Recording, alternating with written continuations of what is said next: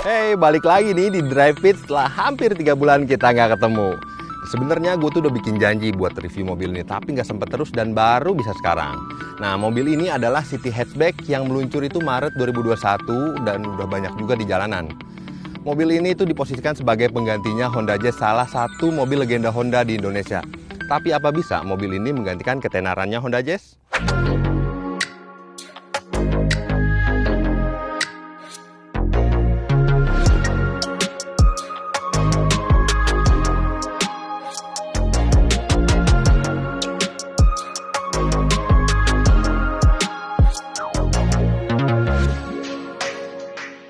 Jazz itu udah ada di Indonesia sejak 18 tahun lalu.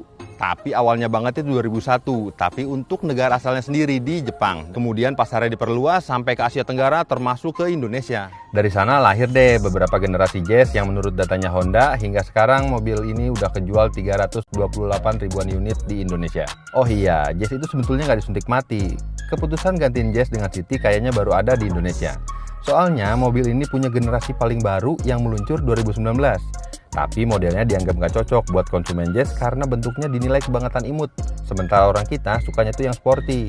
Nah, sebagai gantinya Honda luncurin deh nih City Hatchback di Indonesia. Si City Hatchback ini melanjutkan maskulin hatchback dalam bentuk bukan Jazz.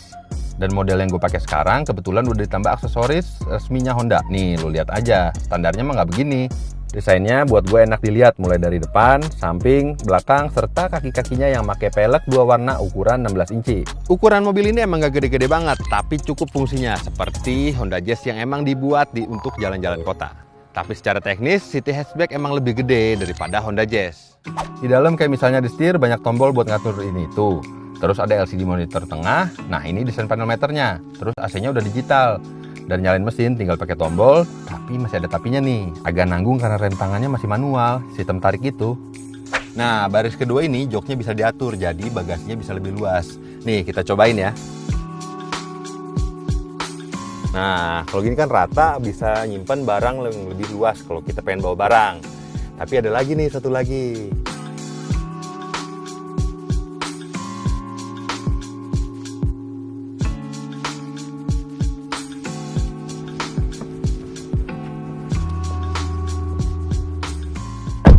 Nah, ini yang gue suka, jok depannya bisa dibikin rebahan gini. Terserah mau dipakai istirahat, atau nonton bioskop dari dalam mobil yang sekarang lagi tren, atau mobil. Mobil ini juga punya banyak fitur keselamatan dan keamanan, misalnya 6 airbag, sistem pengereman ABS, EBD dan brake assist, hingga alat pemadam api ringan. Kemudian fitur smart key dengan keyless entry, sampai remote engine start yang dapat ngidupin mesin dan AC secara otomatis sebelum kita masuk kabin.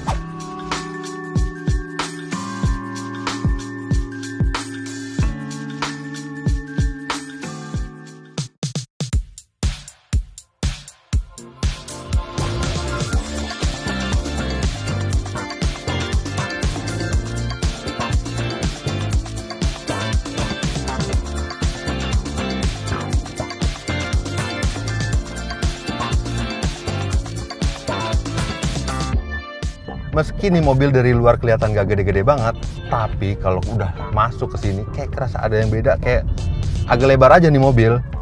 Terusnya, ini mobil enaknya sih bisa diatur mulai dari setir, jok. Jadinya ya gue bisa nyesuaiin aja, jadi lebih nyaman saat kita nyetir ini mobil.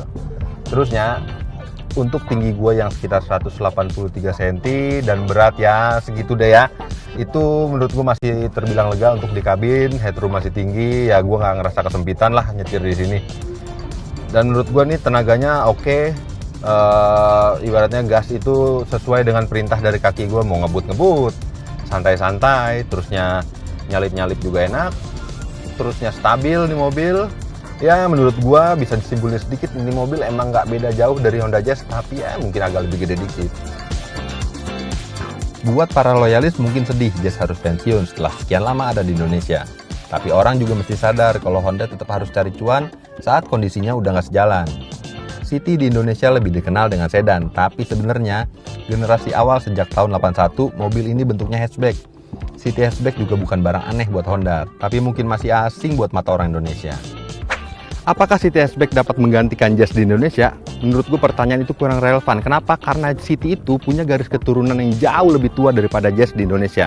Jadi menurut gue yang tepat, tinggal bagaimana Siti Hasselbeck menentukan nasibnya sendiri tanpa embel-embel nama besar Jazz di Indonesia.